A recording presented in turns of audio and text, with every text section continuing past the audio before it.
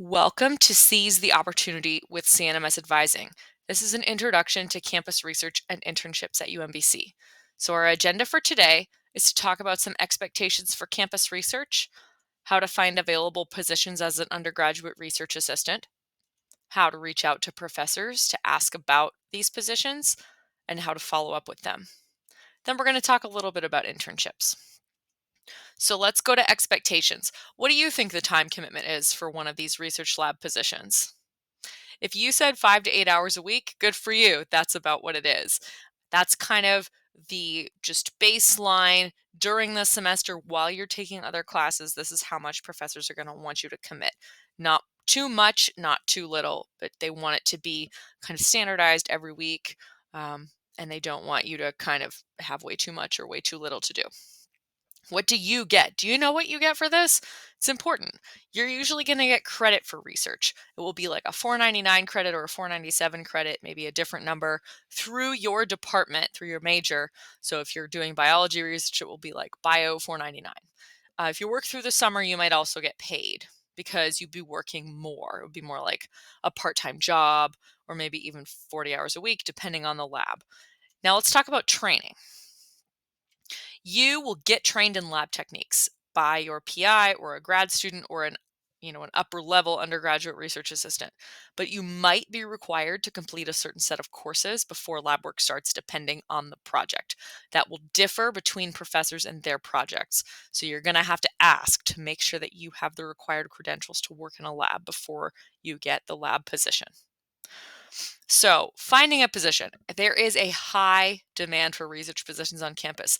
There is more demand than there is supply. This means that you're really responsible for taking control of this. So, you should keep your ears open to learn which professors are often hiring undergraduates.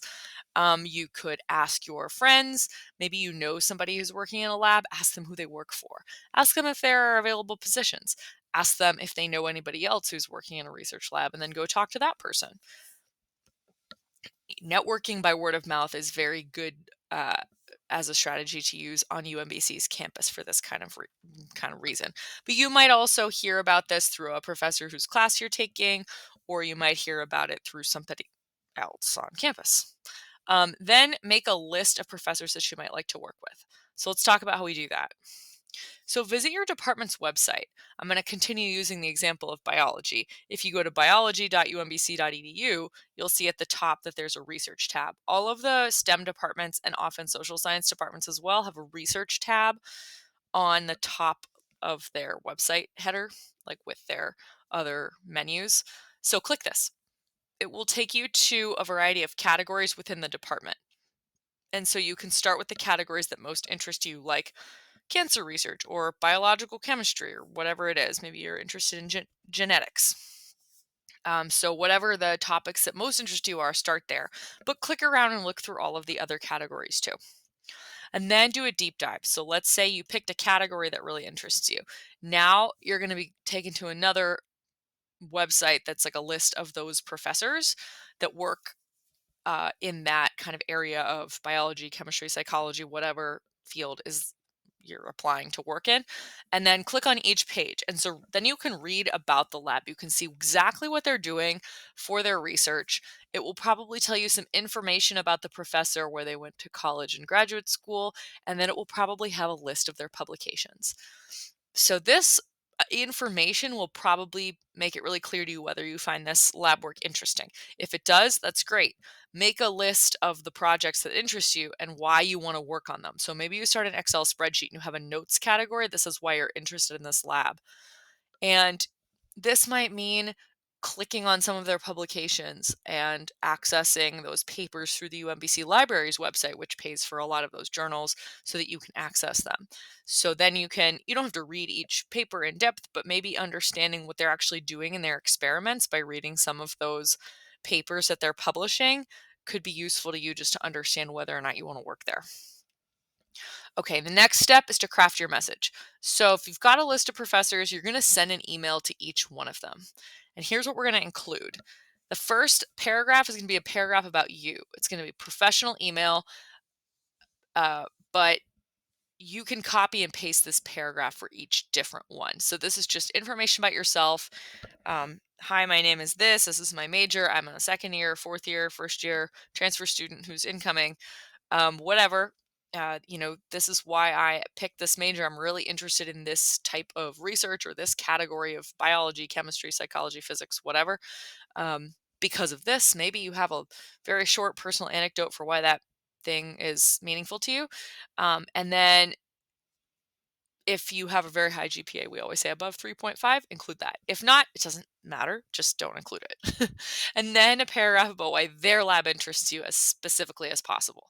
So show that you read their website and maybe even one of the papers. And so this should be a different paragraph for every single lab you email, basically. So first paragraph gets copied and pasted across every email, second paragraph specific to the job that you want. So here is kind of an example of a template. Um, I wouldn't copy this word for word necessarily, but this is kind of what you're supposed to be asking. So this middle paragraph here is where you add kind of more information. So this is just kind of what the point you're trying to get across right here. So you can pause the video right now if you want and like write some of this down if that would help you.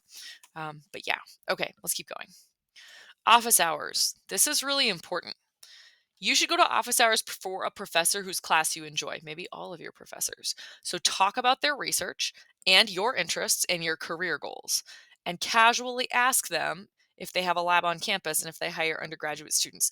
Now, not all STEM professors are research professors. Some of them are teaching professors. So there's two types of professors at UMBC, research professors and teaching professors.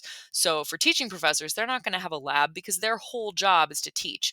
So maybe you can find out beforehand which professors are research professors, which ones are teaching professors. That might help you. And that way it will kind of narrow down your search. And then, so they might not have an open position, but they might know someone else who does. So biology professors talk to each other all the time. They probably know who's hiring, who often hires a lot of undergraduates, who's got room in their lab because a lot of people just graduated, any other reason. And they might even be able to recommend you. So they might even be able to send an email to that person and say, hey, I just met with this great student at office hours. They're really interested in doing some lab research. I'm connecting you via email with them.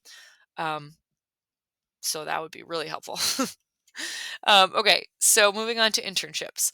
Most students are expected to have some kind of internship or experiential learning opportunity that they take during their undergraduate years. So this might be like lab research, that is experiential learning.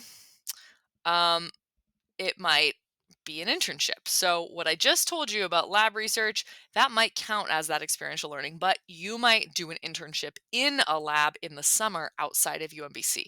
Generally, when we say internships, we mean something outside of UMBC.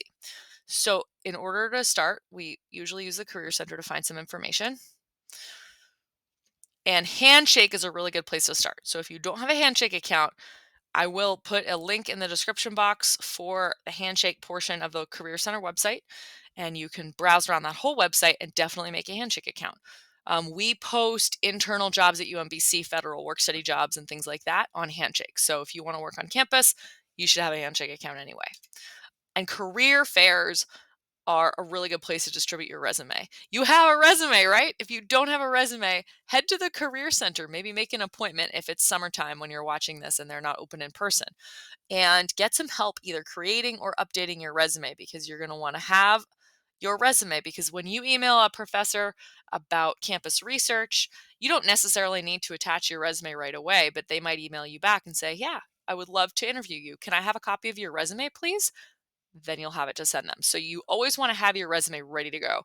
And I always tell students, if they're in college right now, you should be updating your resume at least once every semester, maybe even in the summer. So definitely make a point to update your resume 2 to 3 times a year, because then you'll always have it ready to go. And so you can browse around for internships as well. They won't always be obvious, and you might have to do some digging. Here are some places you can find internships or ways you can go about it. Handshake. Handshake is always going to be your first stop while you're a student at UMBC. Whether you want an internal job or an external internship, start with Handshake.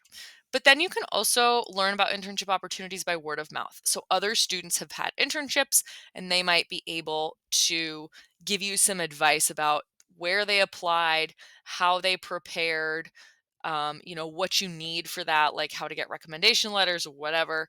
Um, you can also sometimes find them just via the website of companies that interest you. Um, but here is something that you should keep in mind. You should start early. So if you want an internship next summer, you'll probably have to secure it during the fall semester or right at the beginning of the calendar year. So you really, really need to make sure that you're on it. You're taking control of your time. You are making your spreadsheets for all of your materials. You're getting your recommendations together, etc. And that is all we have for you today. That's just our quick recap of Intro to Careers and Internships. So come back and check out our other videos on CNMS Advising's YouTube. Bye.